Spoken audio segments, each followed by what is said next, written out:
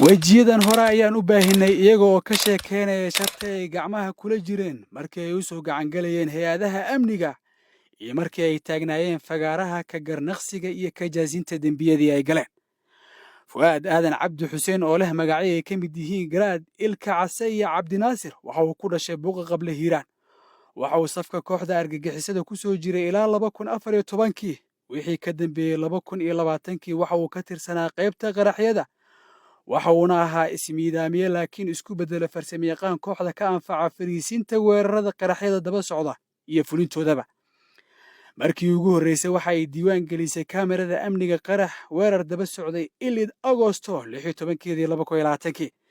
kadibna waxaa mar kale laga arkay raadkiisa weerare iyo qaraxyo kale oo ay kooxda ka fulisay muqdisho sida xayaat hotel agosto 19keedii 2020kii, villa res November 27keedii 2020kii, gobolka banaadir 22kii January 2023kii, Birla Beach June 9keedii 2023kii, Stadium Muqdisho 3 November 2023kii, Jawi Cafe Janaayo 16keedii 2024kii. liibaan cabdullaahi wehliye siyaad oo leh magacyo ay ka mid yihiin fitaaxiye sakariya garbaweyne oo ceelbuur hoos tagta ayuu ku dhashay.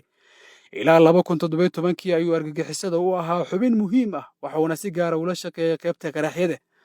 zoobatu iyo xayaad ayuu qayb weyn ka ahaa ilaa mar dambe lagu qabtay isagoo wada gaari iyo ninkii isku qarxin lahaa xero ciidan oo ku taala Dayniile Sebtembar 2023kii.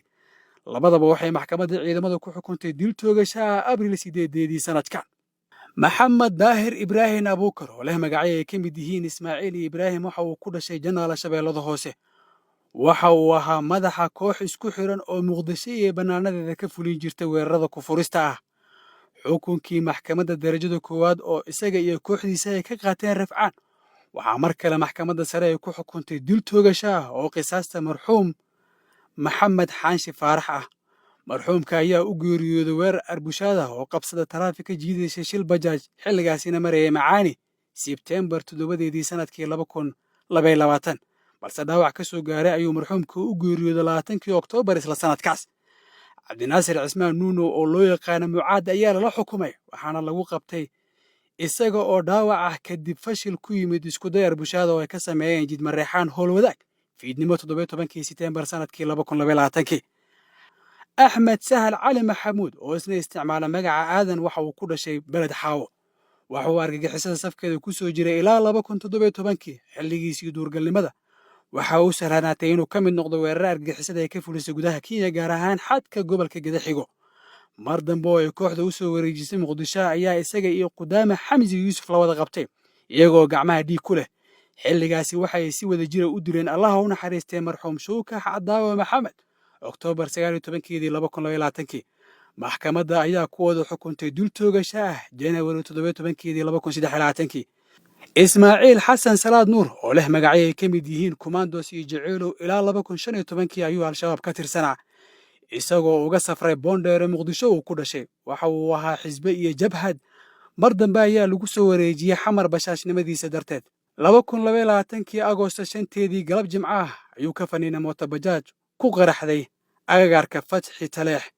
xilligaas oo kii la saarnaa ee safka argagixisada ku jiray jabharaadigiisii ka mid la helay.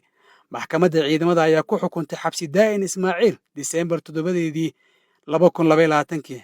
xilligaasi qorshaha argagixisada waxa uu ahaa weerar ay ku ekeeyaan xayaat hotel. subaxan ayay jeclaysteen inaysan sugin tiirka cadaaladda iyo gumaca sida wadajirka ah ay ugu kalootin lahaayeen haram cad iyo koofiya casta militariga.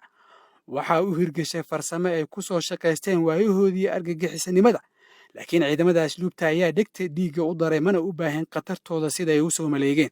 yeelkadeeda waxaa tixan weydiimo u baahan jawaabo sida: yaa u geeyey hubka, sidee loogu geeyey, xilligee, yaa saarnaa waardiyaha, iyo sida uu u heli karo fursad intaas le'eg qof xabsiga meesha ugu sii adag iyo dembi kan ugu culus ay u wada kulmeen.